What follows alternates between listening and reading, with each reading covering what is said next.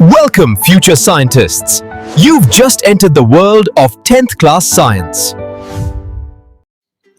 Hi students! If you are new to this channel, please like, share and subscribe. As you saw, the process how this particular sodium hydrogen carbonate is formed.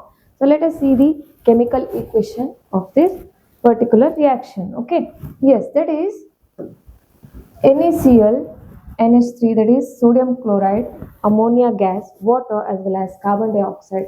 Once these reactants combine, so they form, that is sodium hydrogen carbonate and ammonium chloride. So this is a product and this is a byproduct of this particular reaction, children. Okay, so heating step of sodium hydrogen carbonate. So what happens once we heat this sodium hydrogen carbonate? Let's see.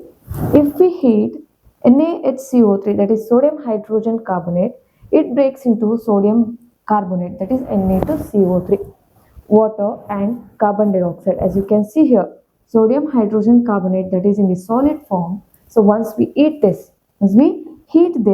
what happens? This forms sodium carbonate, water as well as CO2. So in the further class, we'll be seeing this particular reaction. Again, we'll be seeing the use of this sodium carbonate also. Okay, so let's see the uses of baking soda, that is sodium hydrogen carbonate. So what are the uses of this sodium hydrogen carbonate, children? Okay, so this baking soda or sodium hydrogen carbonate is used in toothpaste, gentle abrasive for cleaning teeth and freshening breath. Okay, yes, in fire extinguishers, releases CO2 to put out small fires. Next, it is also used as an antacid, so neutralizes excess stomach acid and relieves indigestion.